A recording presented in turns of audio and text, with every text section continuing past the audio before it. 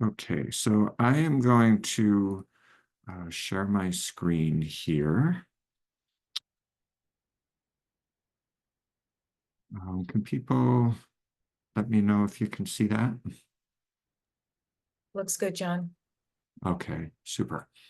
So I'll go to my next slide here if I can do that successfully. So just to lay out the agenda for our call here today, we're going to start with some background from MassDEP, and several of us will share in presenting that information. I'll start with just some general background, and then I'll turn it over to Caitlin King from our hazardous waste group, who will talk about some information about our overall kind of collection programs and access levels and information like that. Then I'm going to turn it over to Kathy Mirza. Kathy's our branch chief for municipal waste reduction, and Kathy will talk about some of the relevant grant and assistance programs that MassDEP operates.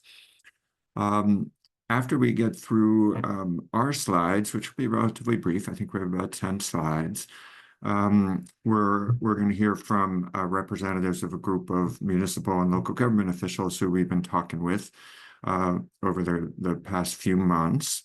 And they raised some of these concerns with us initially, and we've had a series of conversations together.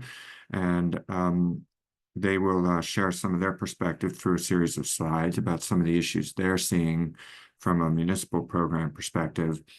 And we'll stop for questions after each of those presentations, and then we should have plenty of time for discussion on some of these challenges and possible program recommendations and actions.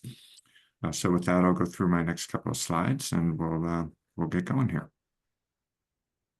So, one important question is why discuss these issues now? What's kind of prompted us to have this meeting here today?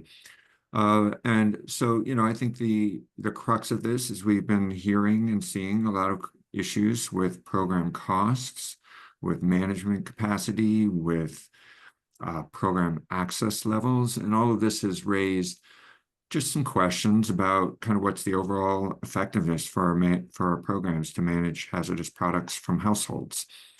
How are things going? And what can we do to collectively to try to address some of the issues and concerns that have come up? And are there things we can do to improve our program efficiency and effectiveness? So as I mentioned, we had some smaller discussions about this initially with a small group of municipal officials, and we thought it'd be important to open this up to include more people in this discussion, include more perspectives, and hear from others before we think about what we might do going forward. And, the other thing that I think everyone's aware of is we've seen some increases in certain problematic and concerning materials in our waste stream and our recycling stream for that matter. And one that certainly rises to the top for us is lithium-ion batteries, but there may be others as well. So those are some of the things that are going on contextually for why we felt it was important to have this discussion here today and develop some thoughts for how we proceed from here. So for additional context, when we look big picture at our solid waste master plan, reducing the toxicity of our waste stream is a part of our programmatic goals. We have a goal to continue to reduce the toxicity of the waste stream. That includes both hazardous product collection programs, but it also includes what can we do to reduce and phase out the use of hazardous products in particular. And Kathy will go into more of some of our programs in a moment, but historically, MassDEP has, this is different from hazardous waste from businesses, so that's regulated through our hazardous waste regulatory system. So household hazardous products are a little bit different, and we've typically managed them through a combination of grants, assistance to municipalities, education, and outreach. And Kathy will present a little bit more about some of those programs in a moment. But from here, I'm going to turn it over to Caitlin, and Caitlin will talk about some of what we've seen from kind of our initial review of this management system, program levels, access levels, and things like that. So with that, I will turn this over to Caitlin, and Caitlin, I'll just keep on going through the slides. So just let me know when you want me to move along.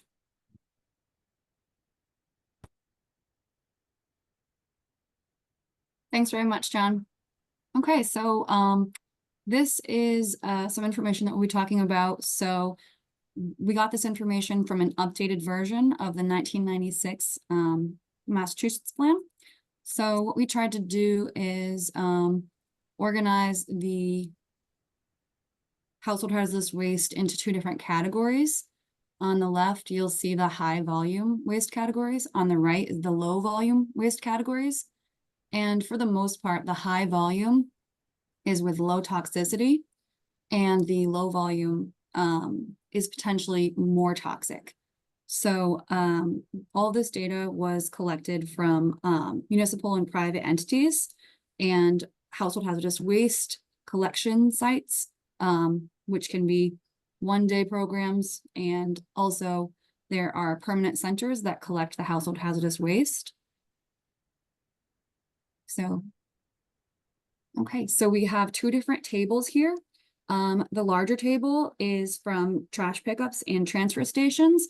So depending upon the municipality, it just depends, shows how that data, how people will dispose of their household hazardous waste.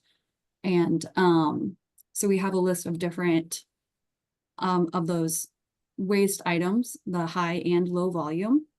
And this info is based on 2022 solid waste survey information. And then on the smaller table, we have a explanation of the the number of municipalities that have one-day events or regional collection centers for the household hazardous waste. And so you can see the total households in Massachusetts are about 2.6 million, whereas the population in Massachusetts is 6.9 million people. Okay. And I'm good, John. Thank you. Just look away. Give me one moment. Okay. Okay. Good afternoon, everybody. Kathy Rosa here. I'm here to give an update on the programs and resources that we make available to municipalities to support the collection of hazardous household products through the municipal grant program primarily. This first slide provides a snapshot of the grants and funding awarded for collection equipment and capacity development on the local level, really intended to enable the safe collection of household hazardous products from residents.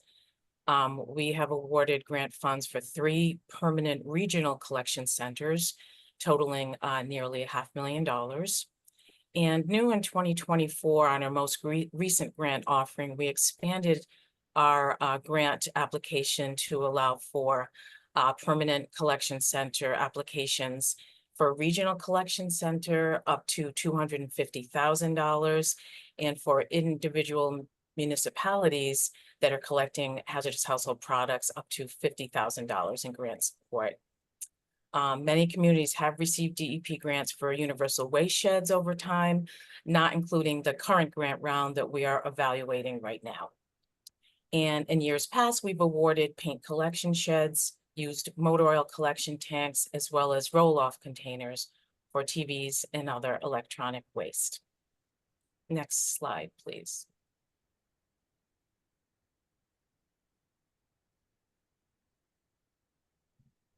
Great.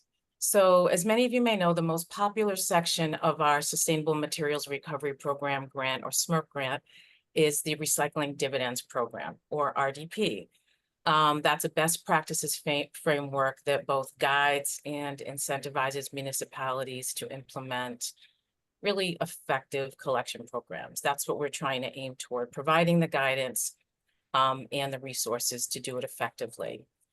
Municipalities earn points through this program for any programs that they've implemented that meet the best practices framework.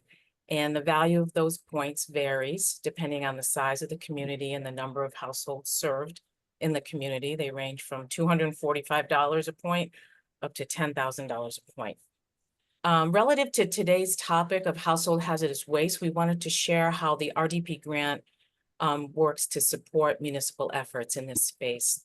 So collection of household hazardous waste is one of the categories in the RDP grant, and 185 municipalities have earned points in this category, receiving awards of approximately $1.5 million just for their HHW efforts. Another category of the Recycling Dividends program that touches upon this is Diversity, Equity, and Inclusion, or our DEI category, which aims to expand and enable access to services for all residents. So a few of the activities in this section of the grant that are applicable here that are related to collection of household hazardous waste include the provision of multilingual guides for the proper handling of HHW, or reduce costs for HHW collection for low-income residents or residents experiencing any other hardships. And with the approximate, it's roughly $3 to $3.5 million that we award annually through the RDP program, there are approved uses of these grant funds to maintain and grow programs. So based on the RDP spending reports that we've received over the last 4 years, I can tell you that 52 municipalities used their RDP funds and expended over $1 million in expenditures for the toxics reduction category. And we also allow RDP funds to be used for the transportation, processing, and management costs associated for CHARM items. A CHARM is a Center for Hard to Recycle Materials. And at many CHARMs, items like automotive waste, household batteries, mercury-bearing products, and paint are collected. So it's important to keep in mind that RDP funds can be used to pay for both household hazardous waste events as well as the management of CHARM items at drop-off facilities. Next slide, please. So MassDEP also provides technical support as well as outreach for municipalities. And many of our current and former municipal assistance coordinators have been really instrumental in assisting municipalities in their districts with developing regional efforts, whether it's regional household hazardous waste collection programs or maybe reciprocal agreements. These types of partnerships represent 10 different regional groups across the state, report that that's how they collect their HHW. And that represents 173 municipalities within those 10 larger groups that collect in some kind of coordinated regional partnership. I can tell you that MACs in the more rural parts of the state have been instrumental in assisting municipalities with their CHARM programs, because we really do encourage expanding access through these programs to residents that are not currently or commonly served through their city or town programs. So these might be residents that are not part of the town program. They may be small businesses, or in some cases, they're residents from neighboring communities. So we're seeing cities and towns open up their CHARM services and provide access to more of the population. And that is what we really like to see and encourage. Always, municipalities are encouraged to come in and seek technical support from their municipal assistance coordinator.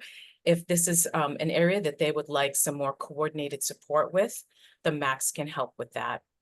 In terms of outreach and education, we have the Beyond the Bin directory. It provides information about items that can be collected separately from common household recyclables.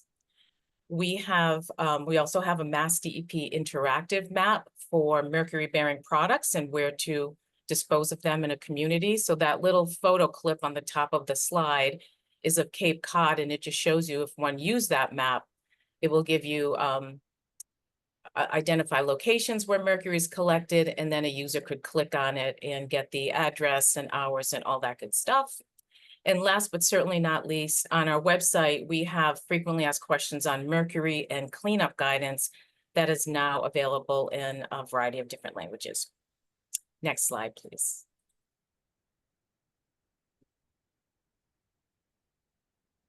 So last but not least, a few just additional resources that I wanted to just mention is that there are material separation plans that are required of the state's largest waste combustors.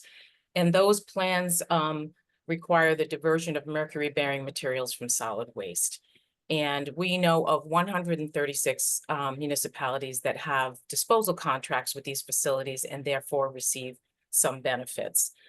They can get direct support for mercury collection because they're contract communities. We also have a state contract, FAC 110, that many of you may be familiar with, that runs through 2025, that supports the collection of events, household hazardous waste events, collection from facilities, as well as universal waste. And we also like to share out information about other programs that enable the collection of these difficult items, like the Call to Recycle program boxes that a lot of communities have for rechargeable batteries, and the Thermostat Recycling Corporation also has a program for managing mercury-bearing thermostats. So that completes the slides that I have, Joe.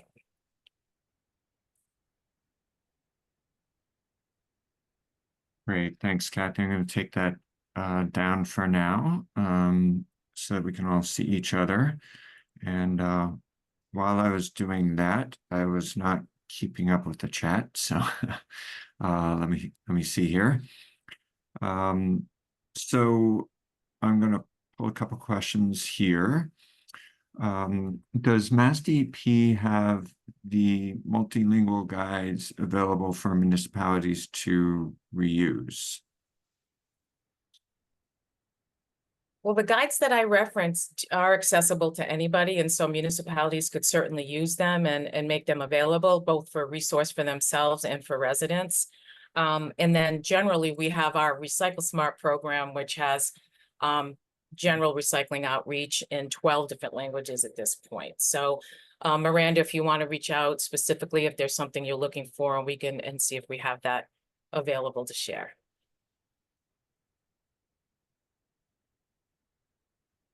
Great, thanks, Kathy. And then there's also, for anyone who wants to go into the chat, there's a number of information links that Gail shared about some of the programs that we were just speaking to. So if anyone's interested in looking at any of those further, there are a number of links in the chat there. There's a comment here from Jan, and I'm going to jump back to the presentation in a moment here for this, but just to read the question here first. Was a small chart that Caitlin showed related to access, in quotes, or use?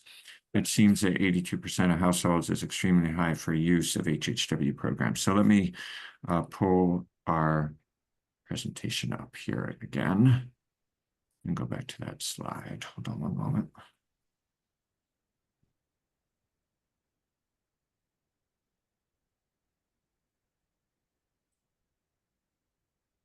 Okay. Caitlin, do you want to talk Yeah, about that's per access.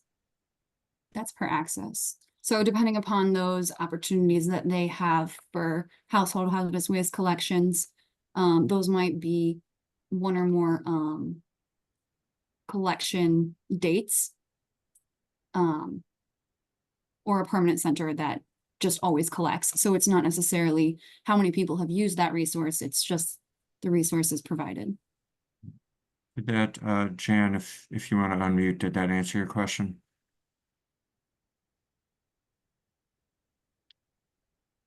Or if not, I'll also add back to the chat. Oh, okay. Hopefully that answered your question. You can tell us again later if it didn't. Okay, what is the larger chart of, okay, so it's another one for you, Caitlin. I think it's referring to the larger chart on the same page here. Sure. So for the larger chart, we have the different waste categories, high and low volume. And then we have the percent of households served. And then in the third column, we have the percent of population served. And so this is from trash pickup and transfer station drop-offs. So information is based on data from a survey that was completed. And so we can kind of see here that like the low volume waste items, they have lower population that's served. And as we said earlier too, on the previous slide, so the low volume waste items, we see a larger trend towards those being higher toxicity. And just one more note about this. This includes this chart refers to access through municipal programs. So this doesn't include, businesses that take these materials back. So this doesn't include like access to, businesses that take back fluorescent lamps or used motor oil or other things like that. So this is just service provided through local governments. Greg, I think you had your hand up a second ago. You good? Yeah, no, that's what I was just going to say, John, is that these are municipally run drop off as reported through their recycling reports. Right. Okay. Was there anybody I missed or anyone else have a comment? People are free to unmute yourselves. I would just ask if you would like to just raise your hand to do that so we don't devolve into chaos. So if you wanted to raise a comment or question, just either raise your hand or you can add something into the chat. I'm going to stop sharing it again. Okay. Well, hopefully we captured or addressed everyone's questions for now. If there's something that people want to circle back to later in the call, we're happy to bounce back to that presentation and talk more about any of the information that we presented. But with that, we're going to switch gears now. And Juanita, just checking, do you want to share your screen for this portion? Is that what the plan is? I'm happy to. Okay, let me just make you a co-host here. Okay, so you should have that access now. So I'm going to turn it over to Juanita Trabert. Juanita's with the City of Newton DPW, and Juanita's part of a group along with several others that initiated these conversations with us a few months back, and has some slides just to share from the local government perspective about these issues that we've been talking about. So I will turn it over to you, and you should be able to share your screen now. Yeah, it's actually not letting me. Oh. Let me just double check. Now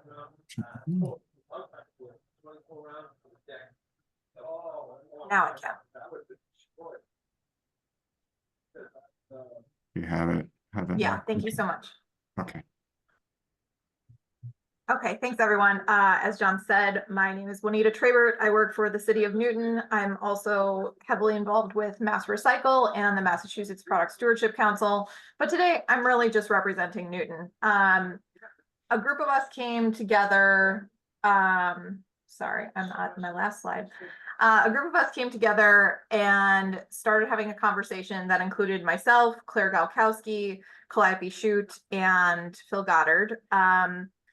We were observing all of the disconnects between the different parts of the system in household hazardous waste. And both Calliope and Claire were two of the entities trying to get approvals for a permanent facility and applying for grants for that. So that kind of raised a lot of these concerns and brought them to the forefront. So the observations include that the entire collection infrastructure for household hazardous waste is really under significant strain, and we feel that it's in need of reform. We felt that there's a need for a place and a space to have these conversations and bring all the data together and the stakeholders together in an organized, formal, ongoing manner. So we proposed that MassDEP adopt a formal subcommittee of the SWAC to discuss the collection network for household hazardous waste. I would say collection and even the disposal side of things, because that's been really strained as well. We sent a letter in April of 2023, and we've had several conversations with MassDEP staff since that time. And we're very excited that this became the topic of conversation for today's meeting. And we really appreciate the time to discuss this. So some of the challenges that are putting strain on the system include an inadequate capacity, disposal capacity. So I was mentioning vendors, and that has just become a very strained part of the infrastructure. And I'll go into more detail in that in just a second. We've certainly seen a lot of illegal dumping. I think that's been an ongoing issue for municipal facilities for a long time. It's happening from household hazardous waste being dropped off at solid waste disposal sites throughout the state. We're seeing household hazardous waste costs that are increasing significantly, and more so than municipal budgets can often allow for. And then we really have a genuine gap in coverage for collection between, I would say, October, November, and then April when spring collections come up. There's not much by way of municipal collection infrastructure that can sustain through the winter. Anecdotally, I tried doing that once, running outdoor collections, and while some people showed up, I think my staff were going to mutiny, so I only did that one season. But it really does leave a gap in coverage. And so I mentioned before that there's fewer vendors available. The space has become less competitive than it has been in the past. And even among those vendors, they're finding a lot of challenges, as many places are, with keeping professional staff that maintain a level of, training and what we need them to get done. And so there's been a lot of events that have been canceled or rescheduled at the last second. And we all know the coordination and level of communication that's needed to go out to the public. So when something like that happens, it's pretty catastrophic. We're also seeing few permanent transfer sites. There's challenges with facility siting for new sites. Liability concerns are becoming a bigger issue and probably have always been an issue on the municipal side of things. Generally, there's a lack of funding for kind of improving the infrastructure. Municipal staff is overwhelmed. There's always kind of new demands on time for new programming, a lot of focus on organics and other things that pull us into other directions. And then some municipalities do not have any coverage, and really that leaves some residents in the state pretty high and dry.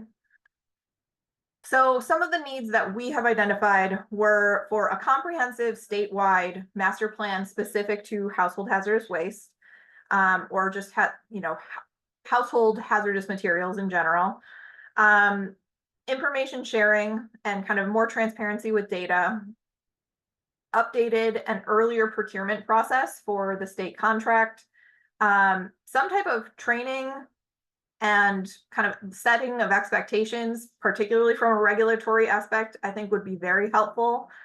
There's been discussions of disaster preparedness, particularly relating to hazardous materials. And, we think that's an area that could use improvement. Paperwork help or reduction. I mean, I'm not sure exactly what could be done there, but it could certainly be looked at. And then very small quantity generators for small businesses, some more options for them, or even education or communication out to that stakeholder group would be useful. So the stakeholders that we have identified, and certainly this list could be expanded, but municipal managers, producers of the materials that we're talking about, disposal, processing, and transfer facility operators, water districts and suppliers, because these materials can contaminate groundwater. It's a big concern. Legislators, fire departments, health departments, industry organizations, environmental organizations, and then federal, state, and local environmental agencies. So the role of municipalities, as we see it, is to provide education, support and advocate for legislation such as extended producer responsibility. Last year, maybe earlier this year, Vermont became the first state that passed a an EPR law for household hazardous waste, and that's the first in the US, but Canada has had those programs for many years that have been rather successful. We want to increase diversion programs, and that serves many functions, as we all know. We would like to see more adequate funding and kind of municipalities to get motivated and find the political will to increase those budgets. Prepare for increased long-term costs and see more regional cooperation. This is just kind of brainstorming and hopefully a lot of fodder for discussion for this group. We've put together just some bullet points of a potential work plan for a subcommittee if that were to come to fruition. So identify all collection sites and how they operate, gather and organize household hazardous waste collection data, work with vendors, disposal facilities, to understand the overall management system, identify gaps in coverage, both geographic, seasonal, by material, and demographics. Plan for very small quantity generators, those small businesses that are generating, not a lot of stuff, but there's a lot of them. Bring in nationally recognized experts for advice. Follow other states for models. There's many that have put a lot of coordinated effort into improving their infrastructure. I know along the West Coast and in Minnesota and in Florida, there are these very large buildings that allow for year-round access, and they have fee structures for small businesses. You drive through the facility. It's, very modern, I would say high-tech infrastructure for handling this material stream that right now in Massachusetts, we don't have at all. Educating the public, legislators, municipal officials, businesses, and government employees. Identifying potential locations, including state and federal properties for new siting of HHW facilities. Identifying resources in Massachusetts, such as this list, which includes the Department of Agricultural Resources, the wider, the bigger branch above DEP, which is the Executive Office of Energy and Environmental Affairs, the Operational Services Division, the Division of Capital Assets and Assets Juanita. Management. Yeah, Sorry to interrupt. You just had a email pop up in front of your presentation. That's my cheat sheet for the acronyms. I'm sorry about that. So OSD is the Operational Services Division. DCAM is the Division of Capital Assets Management and Maintenance. And then OTA is the Office of Technical Assistance and Technology. So we see a role that each of those different agencies could play in kind of, again, making this infrastructure more robust than it is. And I'm sure that there's other resources from federal government, from the industry, from nonprofits, to try and, again, improve things. Identifying funding sources such as grants, again, potentially from the federal government for infrastructure, possibly having conversations with DEP about improving the grant program that already exists, which is great. I don't want to kind of dismiss that or anything like that. Again, having discussions about streamlining paperwork, notifications, and procedures, having legislative, regulatory, and policy updates, training programs for staff, source reduction strategies, technology assessment, and looking at reuse of some of these materials, which I know is actually something I've explored pretty extensively. And then just some,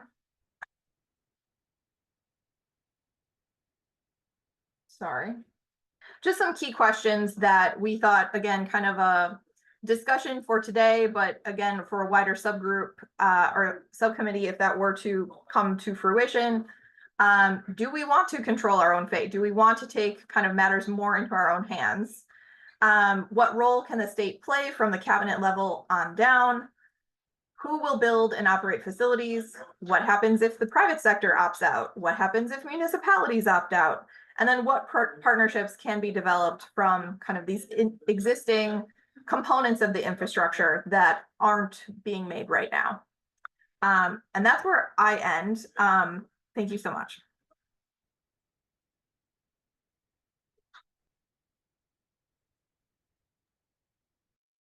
Great, thank you, Juanita. So we can open things up now for a broader discussion, but first I just want to pause and see if anyone has questions about the slides that Juanita presented. Again, if you just want to if you've got a question or comment, just type that into the chat or raise that hand, and we can raise your hand and we can go around and call on people.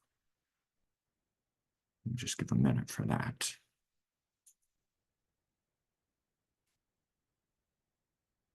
Okay, not seeing anything at the moment.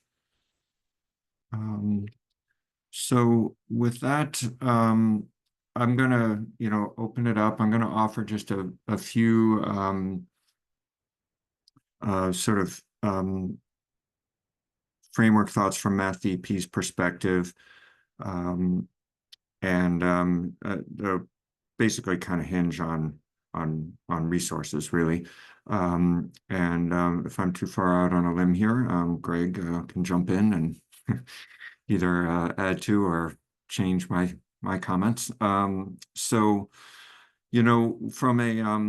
from a budget perspective, we're really fortunate in Massachusetts. We have a good cross-budget year funding source that's been able to fund a number of really essentially almost all of our recycling and waste reduction programs, including the grant programs that Kathy talked about on her slide. But within that budget, that's within all of our perspective, it's kind of a zero-sum game. So if we put something in one area, it's taken away from another. So we just have to be aware of that and mindful of that. And it's a matter of setting priorities. And with that said, maybe priorities, maybe they should be shifted and maybe they need to be shifted, but just want to, everyone to be mindful about that. From our perspective, we're looking at how can we best use the funds that are available to us. And so we have to be mindful of that. I think we've been looking, as Kathy suggested, at putting more grant dollars into hazardous product collection programs, particularly the type of infrastructure that you alluded to on one of your slides, when you like permanent centers that can serve kind of an ongoing year-round need are somewhat lacking, and could play a really important role. So we've tried to put a little bit more into it from a budget perspective, but can certainly talk about that more. Another thought that we've been trying to look at and think about is, we for the most part, with a couple of exceptions like around thermostats, but generally we don't have much of an EPR framework in Massachusetts for these materials. And as we've talked about in other contexts, that really needs to come from a legislative perspective. But there are some voluntary programs going on with take back among businesses, and are there things we can do to leverage those better, drive more people to them, get more material collected through those programs, and have some of the material go that way instead of to municipal programs. So there's a couple just kind of initial thoughts from my perspective. But with that, I'm going to open things up. And I see one question from Gretchen in the chat. So I think the questions, what if the private sector opts out? What if the municipal sector does? Are rather chilling and worth our attention. It's more a comment than a question, right, Gretchen? Yeah, absolutely. So with this, I'm going to open things up for other thoughts, other perspectives, and some of the things maybe I'd probe on a little bit is, what do people see as the most critical concerns? What do people see as maybe the most important or most valuable steps that could be taken? And we need to have, a number of suggestions in her slides. So Calliope, why don't we start with you?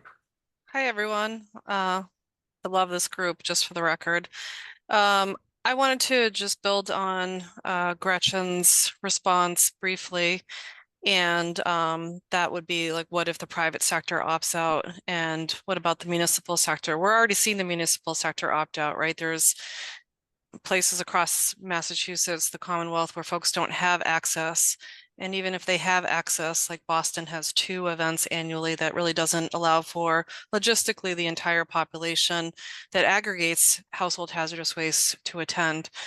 But what we've really been seeing in the industry, and one of the things that I think is really important, is to include vendors in this conversation, and I'm grateful to see a couple here. We're seeing capacity for acceptance of waste categories closing.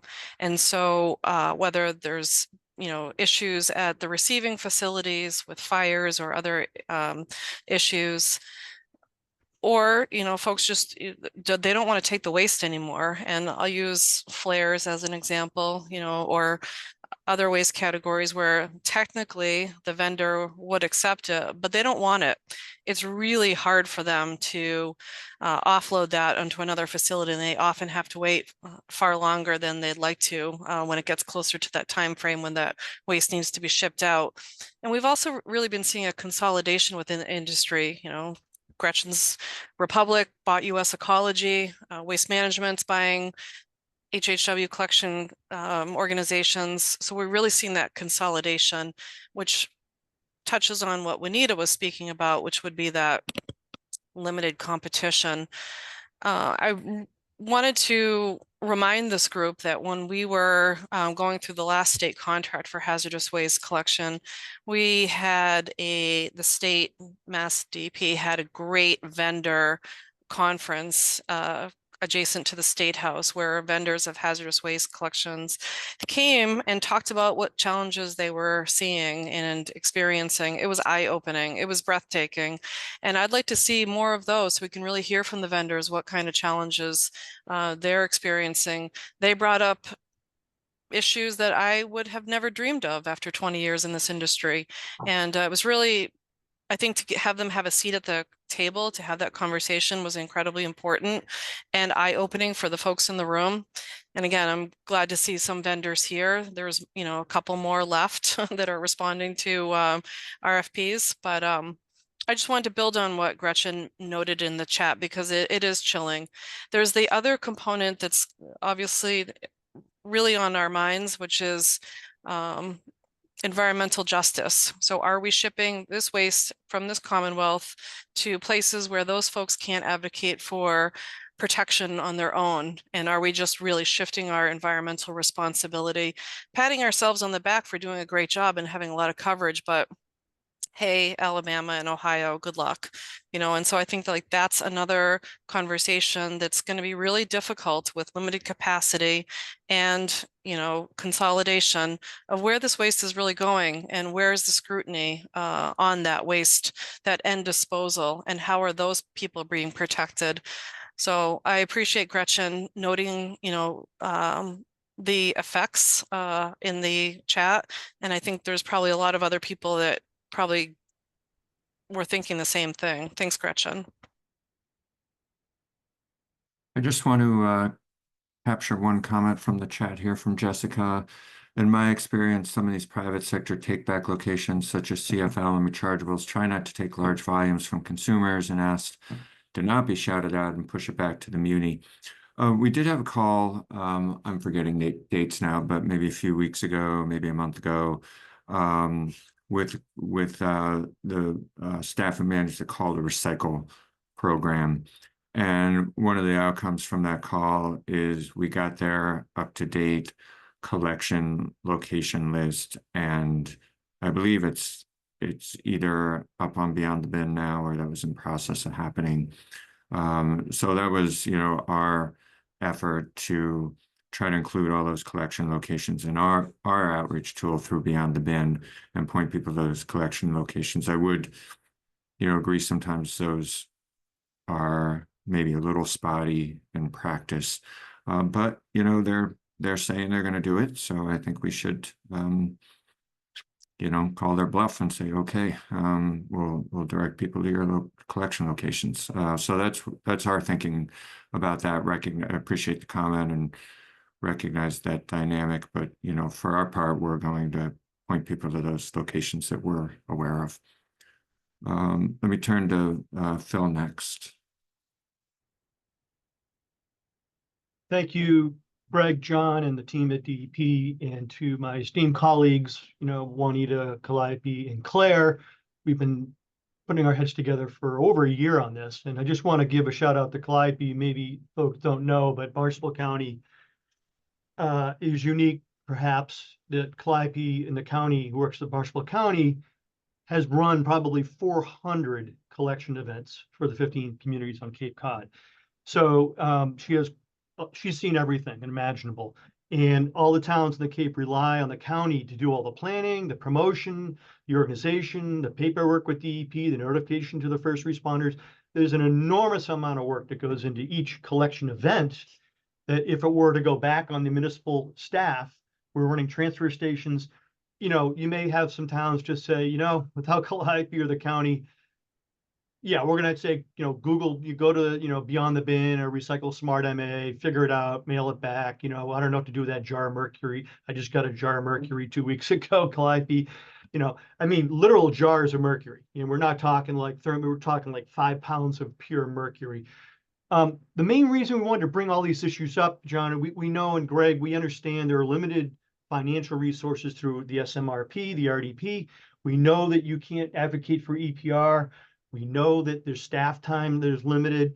What we need most, I think, is this kind of discussion on a regular basis where with your team, we can codify, organize, collate, bring together these issues in some overarching cohesive fashion that you could bring up to your chain of command at DEP at the commissioner level, and perhaps the commissioner could bring up to the secretary at EEA and saying the municipalities are fatigued, they're overworked, they are facing all sorts of opposition for all sorts of facilities that we're demanding of them to site and own and operate, everything from textile operations to composting. You know, everything is hard to do. Okay. And Bourne is one of the unique facilities. We do all of these things. And we don't want lithium-ion batteries at our transfer station for C&D. We don't want jars of mercury coming down on a Sunday afternoon to our gate attendant at our drop-off area. We don't want flares, you know, like again, flares, you know, needles and sharps, and we can go on for hours. So I want to make clear that we don't expect all of the issues we do brought up to be solved or paid for within the DEP scope of work. What we think could happen is take what DEP is good at, leverage what you've already said in the master plan that you put out for the current master plan, look at the historical perspective of all the great programs that we've initiated the last 30 years, but have kind of reached their maximum effectiveness. Understand that there are massive gaps in coverage at cities all year long. I mean, what do we do? You know, who hasn't gotten the phone call in February where I'm selling the house, grandma passed, and we've got all this stuff. What do we do with it, right? Who gets the phone calls? You know, all the municipal managers on this call right now. Claire, you know what I'm talking about. So I just want to emphasize that if nothing else comes to this, what we really would like to see, either if it's on a regular agenda item with follow-up between calls with the staff to sort of take this and move it forward, or we ask for a subcommittee because you look at the list of potential scope of work, there's enough there. And having seen the success for the C&D subcommittee and the organics committee, I would say Michael Elliott on the call and John on the organics, you've seen the progression over the years of how that's gone from these, you know, we've gone down to granularity and come up with real solid recommendations that have come out of those committees. So I wanted to throw that perspective in there. I'm very concerned that if, yes, we can't get vendors. They're committed to the big cities, but the local smaller towns can't get a hold of vendors, or they're short-staffed, cancel events. And we're like, see you next year. And the person says, you know what, I'm just going to throw it in the trash. And we all know that that's probably going to happen. We're in the woods even more. So I wanted to raise those points and thank and recognize my colleagues for the team effort we have. And Greg, thank you for your team's efforts to work with us last year. This is really helpful to get all these people on the call. We also need it because this is a form of therapy for us, because we need to get this out of our heads.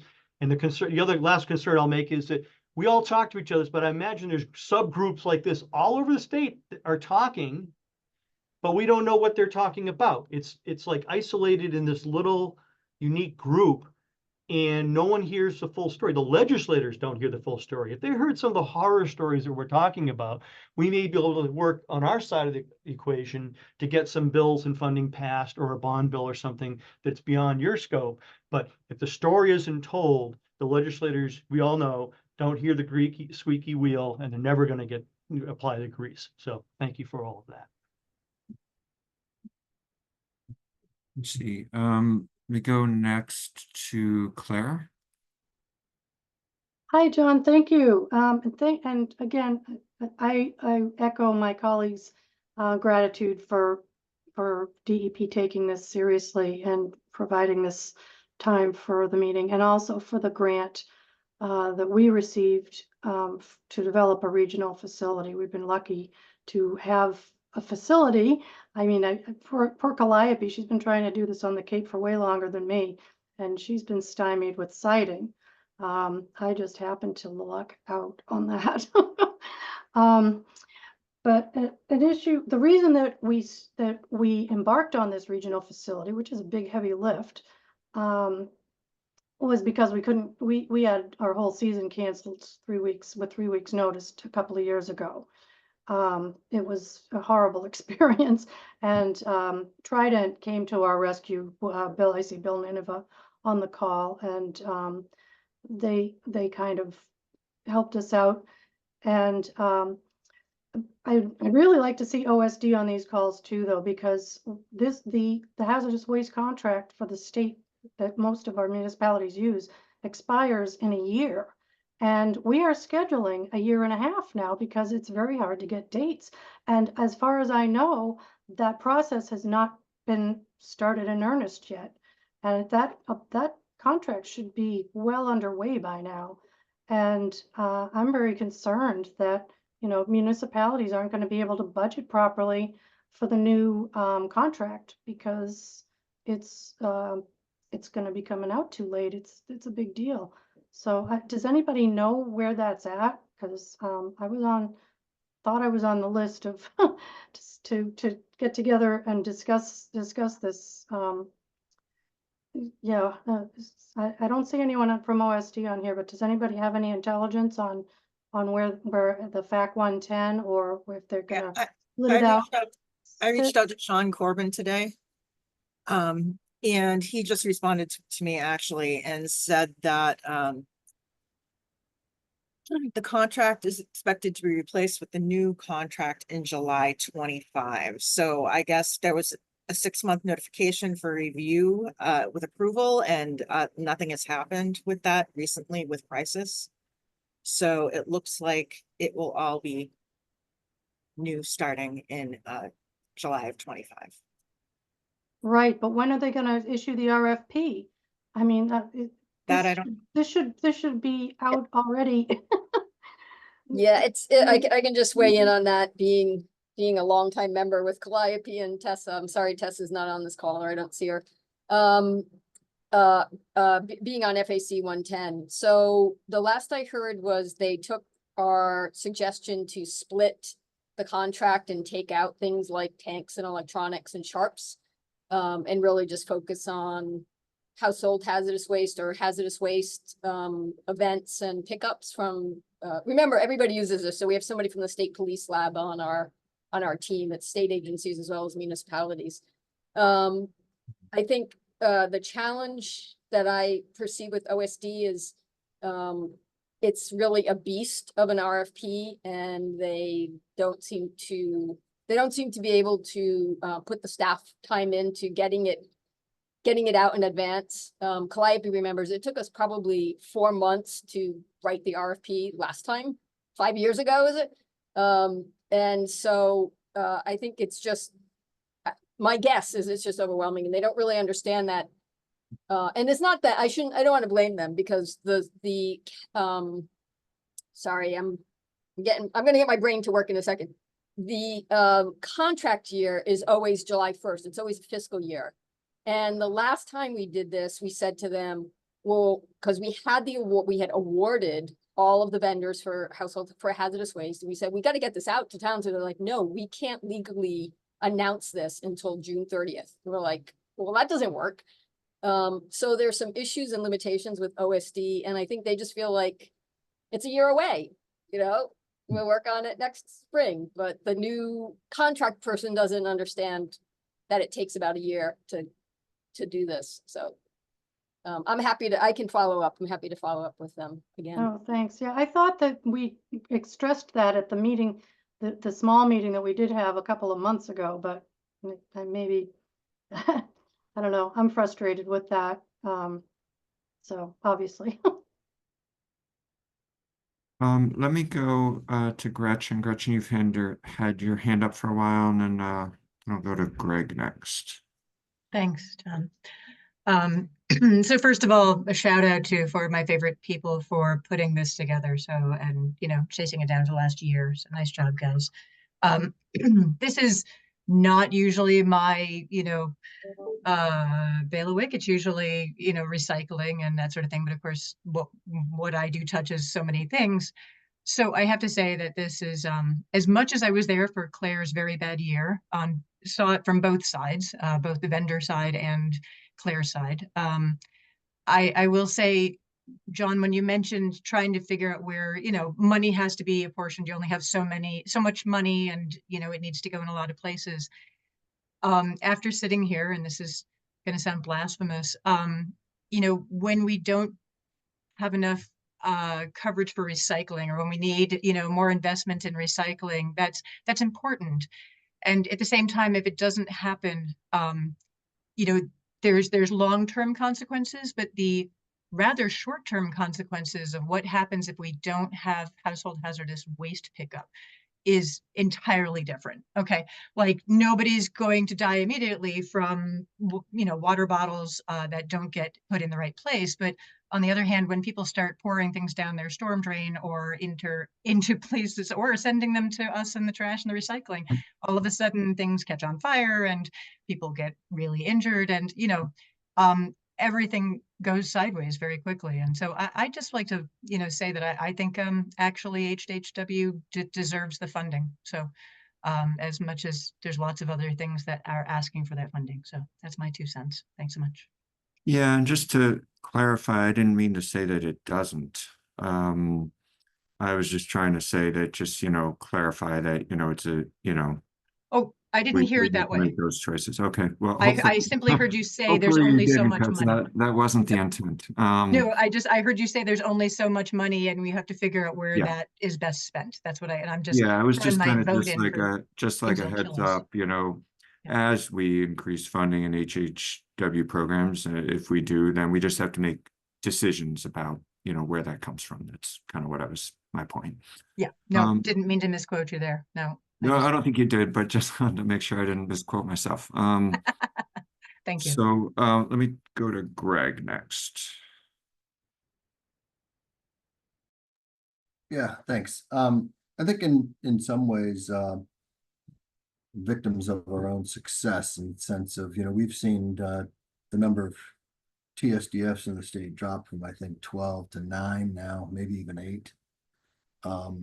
Not necessarily success of household hazardous waste, but just a success in hazardous waste, and the volumes are dropping. These facilities are taking in different types of waste that they never would have kind of looked to process. So I think that's kind of one aspect. We know that last summer, spring, summer, we did have conversations with all the facilities, a lot of the vendors who are providing the services, and like everybody else, they were like, I can't find anybody to work on Saturday. The costs were rising so quickly during an inflationary period then. And it was very difficult for them to find the folks that they needed to kind of staff those facilities. So that's a kind of now, and I know sometimes municipalities do have, participants in those days, but obviously they're not the ones handling the kind of stuff, actively, hopefully, at least, if they are, they're trained. But I think that's kind of part of the challenges that was faced. We'll see what goes on, and as we go in further into the, this period. But I think one aspect I was going to comment on is, I've always kind of looked at the state contract going, it's not really the mechanism, the best mechanism to be used for a municipal external household hazardous waste collection event. And it may make more sense to try to separate those out and have it'd be interesting to talk to the vendors. I know responding to state bids is a challenge. The system's the challenge. There's financial consequences of being on state contract. So there's a lot of things that may be prohibiting folks from, being on state contract. And it may just be something to have further discussion with the vendors about, is like, well, would this work better if there was some general kind of, maybe it's done through a MAPC or an MMA or some regional where other municipalities can tag on to it and done it as a strictly this is for household hazardous waste days and pickups or something like that. But so, yeah, I mean, we do recognize there's certainly some stuff, obviously also in the permitting side of things. I know we've tried to streamline some of the stuff that, such as, documenting household hazardous waste, putting that on a form stack and make it a little bit easier for folks to register their events, but certainly any input on that aspect of, it is a requirement to do it. So we can't not ask for those registrations. We do need responsible parties at those events. But if they're streamlining on citing a new facility, permanent collection center or elements, we're happy to kind of work, with the regulatory folks and figure out if there's some way to make it a little more streamlined than the existing process.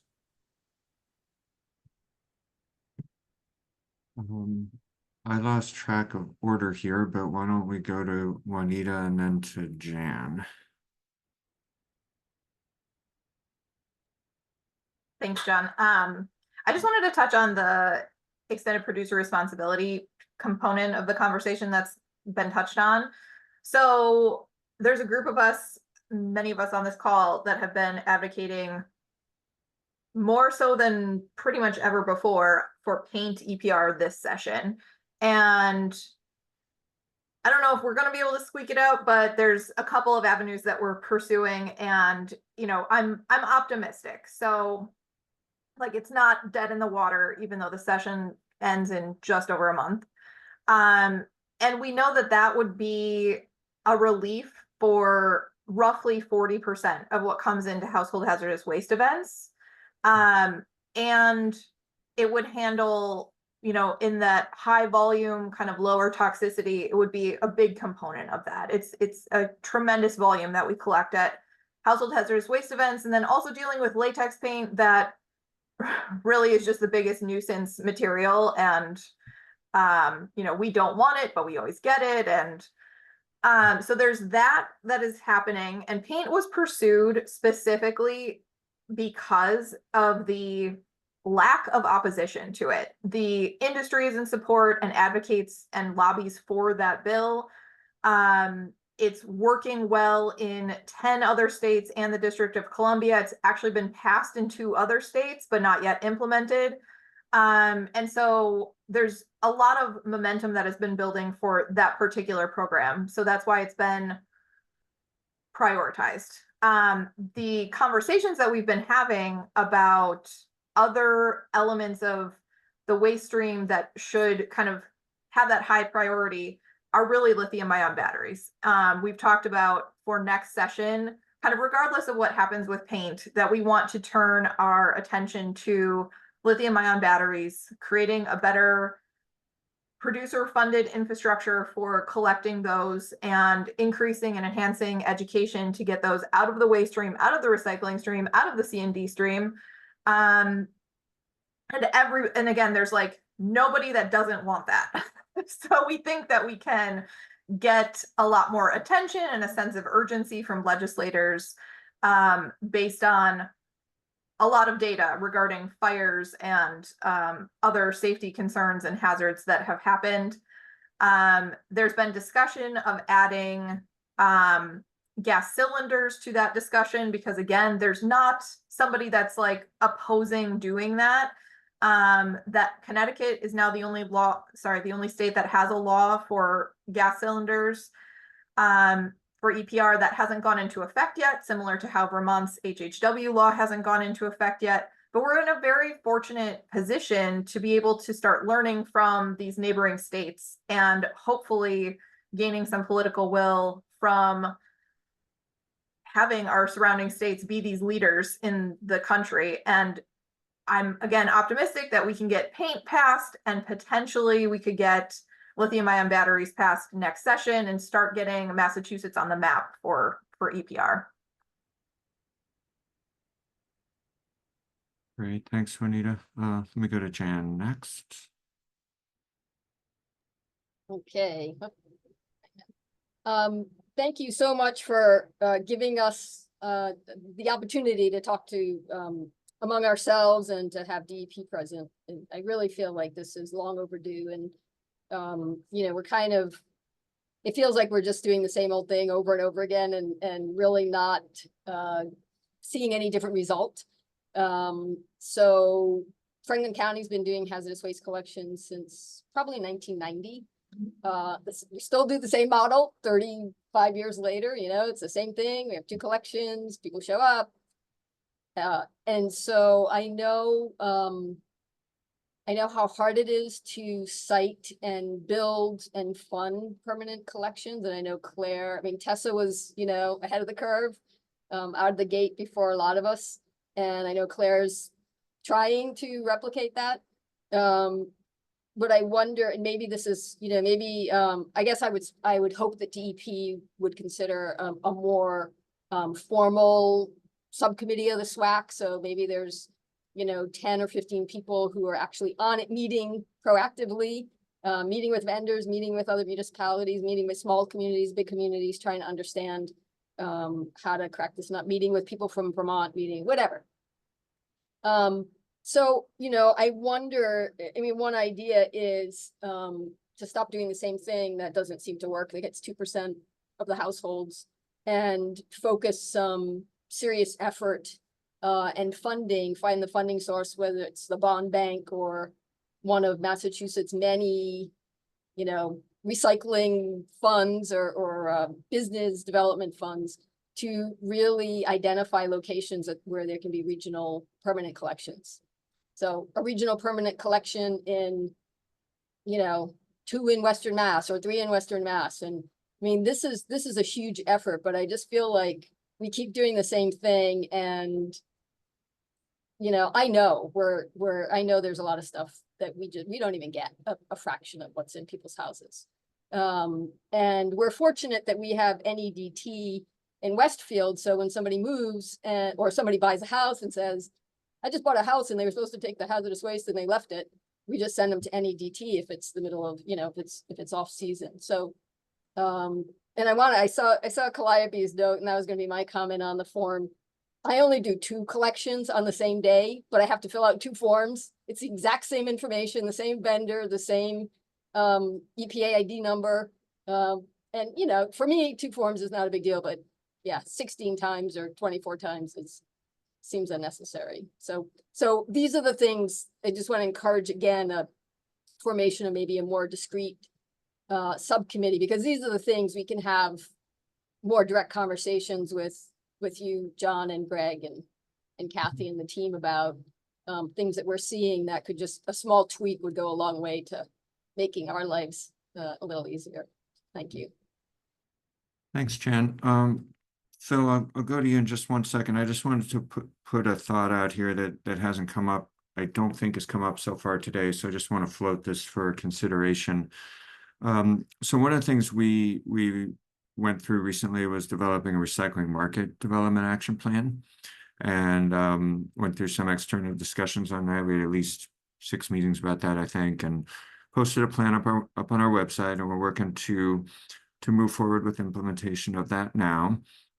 And one of the market development programs we have is, you may be familiar with our recycling business development grant programs. We've had that around since about 2016.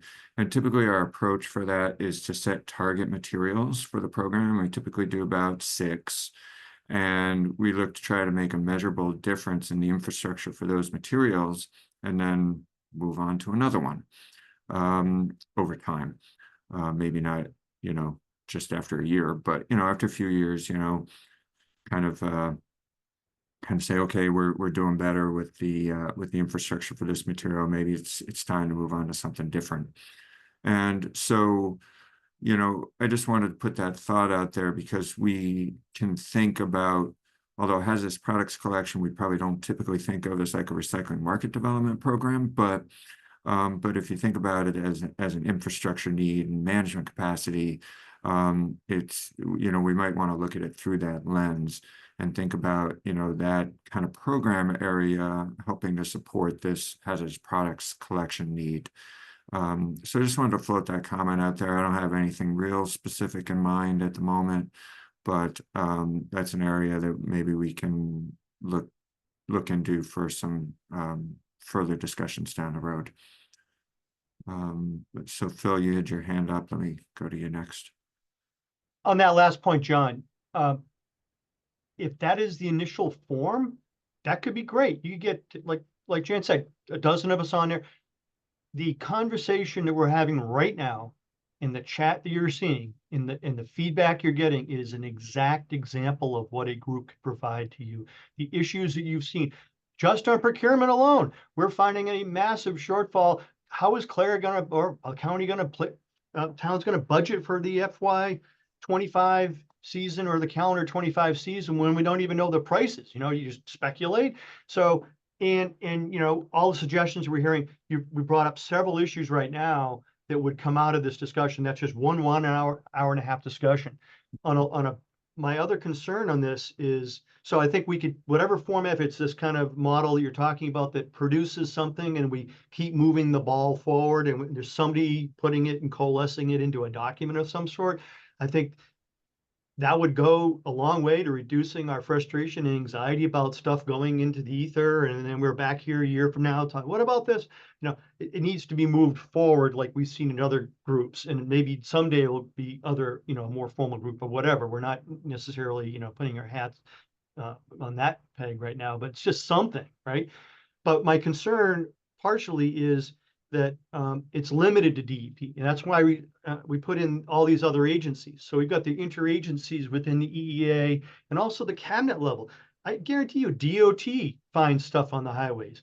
DAR has agricultural issues, natural heritage and endangered species programs, coastal zone management. I can go, any agency you think about, they may have federal pots of money. EPA, where's EPA? Region 1 on this call, where's OSD? So you can see that we can start to identify resources and expertise they can bring to bear to make this system we have better in the short term, but also identify things in the long term. And in the long term siting, I will bring up maybe a sore subject. I'm sorry if it is, but if we all recall the anaerobic digester model that was presented in the master plan 10, 15 years ago, we're going to have AD facilities on state properties.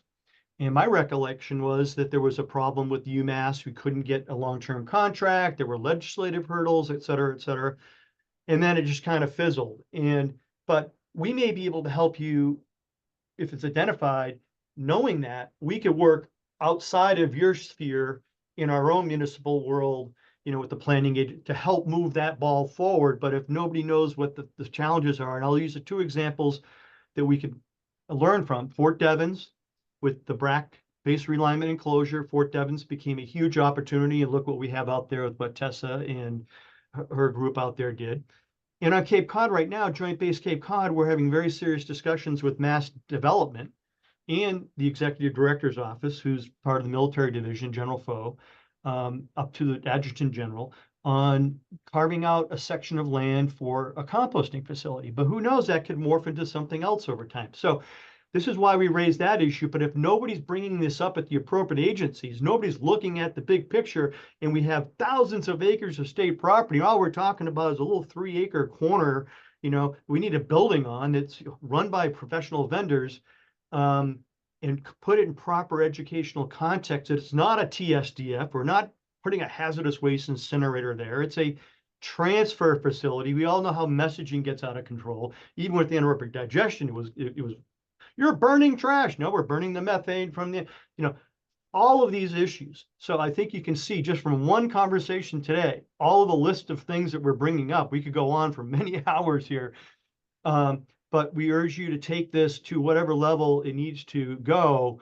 But I would want us to be as expansive in our view, and then we could sort through what areas we need to pull in for help. And maybe it's not a DEP alone. Maybe it's an interagency EEA group that DEP is part of. That I don't know. This is your expertise, because the EEA may have a pocket of money from all the different agencies they have. They could hobble together some staff from all these different groups. That now we suddenly have a power team of all the players within the operational, functional, and environmental organizations within the state. So that's why some of these things, and if there's one thing the state could do, we know you're not going to build a new waste combustor. We know you're not going to build a new landfill. We know you're not going to build another MRF, another transfer station, a C&D processing facility. This is something you could do tangibly. The state could hang their hat on, say, we talked about it in the master plan. We're going to now make this happen in a collective way. So that's my pontification, kind of building upon everything we're trying to get across to you today. And I can't thank you enough for this forum, because we were thinking of a few of us coming up and speaking to the staff, but you've really opened this up. Great. So you're recording it. I hope you can share this with your superiors or others folks within the interagency groups. And I know, Greg, you've been doing these interagency discussions for many years. This will help people see the points that are in the chat, that this is just 1 hour-and-a-half discussion. Can you imagine if we were doing this regularly? We've already pointed out some real glitches right now we're very worried about. So thank you for that opportunity. Thank you, Phil. I just wanted to, we have about 10 minutes or so left. I just wanted to make sure anyone else who hasn't had a chance to either comment or ask questions gets a chance to do so. Someone mentioned some representatives of vendors on the call. If anyone, I don't want to force anyone to speak, but if just want to give the opportunity, if anyone's interested in raising any additional points, from different perspectives than we've heard so far, I'd love to hear about it now. Just want to make sure we give that opportunity to everyone have a chance to speak. I know I see Jan, who has had a chance to speak, so I was going to pause and see if anyone else chimes in here, but I don't see anybody else, so go ahead, Jan. Okay, thanks. There are a few of us who have a lot to say, so I appreciate you taking the pause. I just wanted to say off the top of my head, I think your idea about expanding the recycling development money to household hazardous waste depots or permanent collections, because they don't have to be municipally run, right? Like we have a great benefit having NEDT in Westfield, and I know some communities, I think Longmeadow, to get their RDP points, they just have a budget that they give to NEDT, and they say, okay, if somebody from Longmeadow comes in, send us a bill up to, $6,000 or $8,000. And that's a great model where the community like Tessa and Claire don't have to be the boots on the ground trying to find a site and build it and get a building up. So I just want to support that idea that, it doesn't have to be on us, but we do need some new options, I think. Thanks. All right. Just looking for other hands here. I don't see anybody else. I do want to take a moment for some wrap-up thoughts. So let me jump into that right now. So first I want to hopefully I don't forget anyone, but Phil, Juanita, Calliope, Claire, did I miss somebody who's kind of part of that group? Thanks for your efforts to kind of bring this issue to the forefront, and take the time for the discussions with us along the way, and also here today. I appreciate that investment of time and effort on your part. So thank you for that. We will there's a number of MassDEP staff on the call here today, and I think there's some input and ideas that we have to talk about together and go through and discuss and kind of think about where we go from here. So I don't think I can commit to any specific next steps at the moment, but we will put our heads together after this call and have some discussion about, you know, potential next steps from our perspective. And once we've had a chance to do that, we'll circle back and share those thoughts out to everyone who's participated here today. And we also had some people who registered and weren't able to make it, so we'll reach out to those folks as well. We will one thing I can guarantee that we will do is we will share the presentations, both our presentation and Juanita's, if that's okay, Juanita, with you guys. And we will also, this might take a little bit longer because we have some behind the scenes work to do, but we'll share and post the recording of the discussion here today. So if either any of you want to go back and check that out, or for others who weren't able to make it, they can listen and hear the discussion. So let me just see, Greg, anything else you want to say from your perspective? I once again just want to thank everybody for participating. And you know, there are a lot of things we have historically been doing, and you know, in terms of and promoting, whether it's the state contract or RDP or, you know, permanent centers. And I think we do need to dive a little deeper into looking at